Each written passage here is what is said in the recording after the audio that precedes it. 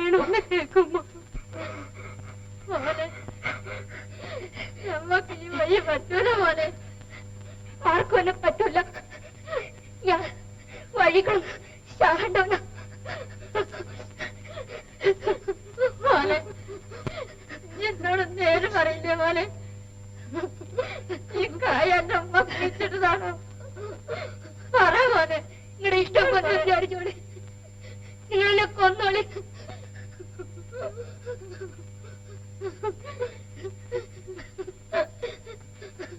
മോനെ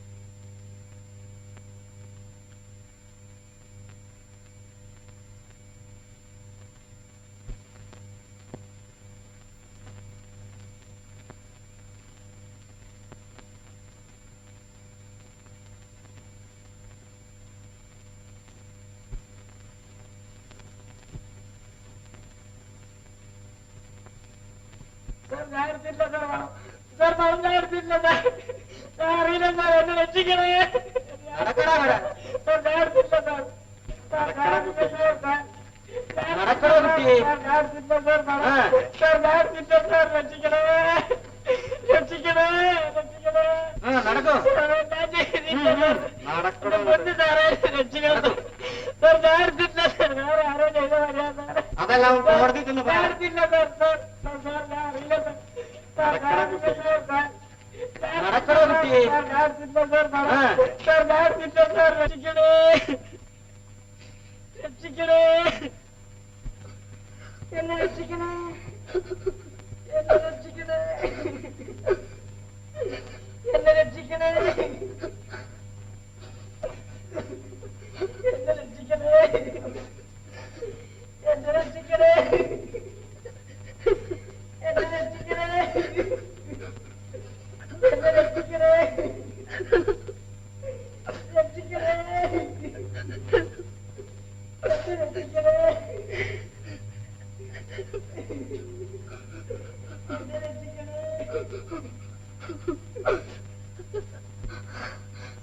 കുഞ്ഞെ, ശവപ്പെട്ടി ചുമക്കുകയോ ചാരം വാരുകയോ എന്തു വേണമെങ്കിലും ചെയ്യും.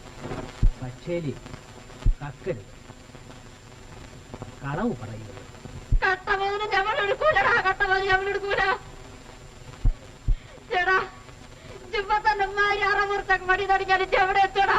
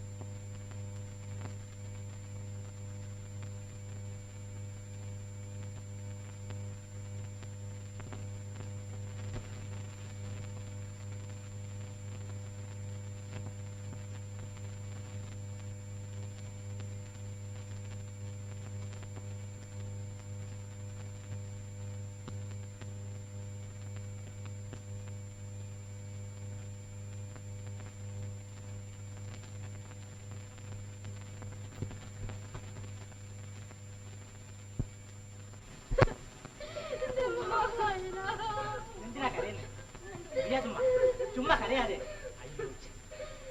കരയാതിരിക്കൂ. ഞാനിതൊന്നും അറിഞ്ഞില്ല. 300 രൂപയുടെ പൊന്നിനു വേണ്ടി ബാപ്പ എന്റെ കല്യാണച്ചന്തയിൽ ലേലം വിളിച്ച കഥ. അതെല്ലാം ഇപ്പോൾ പറഞ്ഞിട്ട് എന്തിനാ? നമുക്ക് ആ പണം അങ്ങ് മടക്കി കൊടുത്താൽ ഒഴിവാകൂ. അത് ഒരു വക്കീലിനെ കണ്ട് ചോദിക്കണം. നിയമമല്ലേ? ശരി, നമുക്ക് പോകാം. വരും കരിയാച്ച. ഉറപ്പു പറയാൻ വയ്യ. കുറ്റം സമ്മതിച്ചിരിക്കുന്നു, തെളിവുകളുമുണ്ട്. പണം എന്ത് ചെയ്തുവെന്നാണ് അവൻ മൊഴി കൊടുത്തത്? വയസ്സ് 346.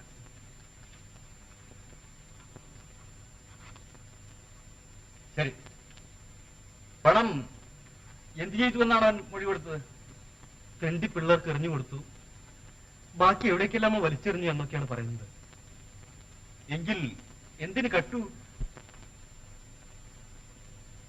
അവന്റെ പുരയൊഴിപ്പിച്ചതും അവന്റെ കുടുംബത്തെ തകർത്തതുമെല്ലാം ഈ ശങ്കുണ്ണി നായരാണത്.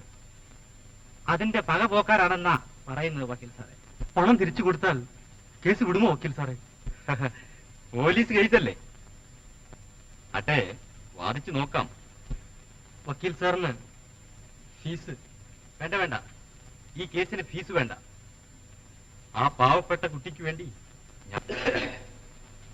എന്റെ കക്ഷി രാരിച്ചൻ എന്ന ഈ കുട്ടി കുറ്റം ചെയ്തിട്ടില്ല എന്ന് ഞാൻ വാദിക്കുന്നില്ല. പോലീസ് ഭാഗം തെളിവുകൾ സമ്മതിക്കുകയും ചെയ്തിരിക്കുന്നു. പക്ഷേ ഇവൻ ശിക്ഷാർഹനാണോ എന്നത് മറ്റൊരു പ്രശ്നമാണ്. അന്യായ ഭാഗം ഒന്നാം സാക്ഷിയുടെ മൊഴി ശ്രദ്ധേയമാണ്. രാരിച്ചൻ കട്ടത് ശരിയാണ്, പക്ഷേ സ്വതവേ അവനൊരു കള്ളനല്ല. ഇതാണ് ആ മൊഴി. പിന്നെ എന്തിനീ കുട്ടി കളവ് ചെയ്തു? ഈ രാരിച്ചൻ ആരാണ്? അവൻ എവിടെ നിന്ന് വന്നു? സമുദായം ഏതേലേക്കാണ് അവൻ എടുത്തത്? ഒരു അനാഥ കുട്ടി, അമ്മയില്ല, അച്ഛനില്ല. ആരോ ദയാപൂർവം എറിഞ്ഞുകൊടുത്ത അല്പം ആഹാരവും കഴിച്ചുകൊണ്ട് അവൻ വളർന്നു. അവന് വികാരങ്ങളേ ഉള്ളൂ, ചിന്തകളില്ല. വാക്കുകളേ ഉള്ളൂ, ആശയങ്ങളില്ല. കണ്ണുകളേ ഉള്ളൂ, ദൂരക്കാഴ്ചയില്ല. ഇവൻ ഇങ്ങനെയായത് ഇവന്റെ കുറ്റമാണോ? ഇവരാണ് എന്റെ സ്നേഹിതൻ ഉന്നയിച്ച ഈ കാര്യം ഈ കേസിന്റെ പരിധിയിൽ പെട്ടതല്ല എന്ന് ബഹുമാനപ്പെട്ട കോടതിയോട് ഞാൻ ഉണർത്തിച്ചുകൊള്ളുന്നു. കുറ്റം ചെയ്യാനുണ്ടായ പരിസ്ഥിതികൾ വിവരിക്കുക മാത്രമാണ് ഞാൻ. കുറ്റം നടന്നു വന്ന വഴി പരിശോധിക്കേണ്ടതുണ്ട്. ഇത്തരം കേസുകളിൽ പ്രതിയുടെ ജീവിത പരിസ്ഥിതിക്ക് വലിയൊരു പങ്കുണ്ട്. 1950 ഇതേ സ്വഭാവത്തിലുള്ള ഒരു കേസിൽ ഉണ്ടായ ഹൈക്കോടതി വിധിയിലേക്ക് ബഹുമാനപ്പെട്ട കോടതിയുടെ ശ്രദ്ധയെ ആകർഷിക്കുവാൻ ഞാൻ ആഗ്രഹിക്കുന്നു.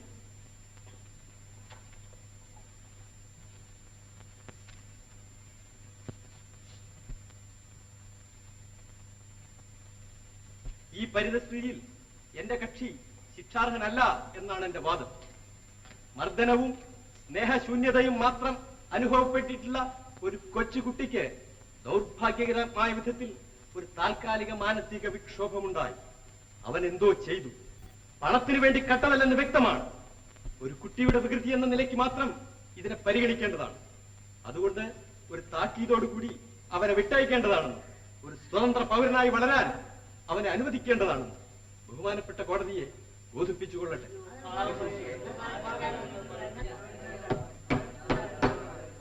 Order in the court.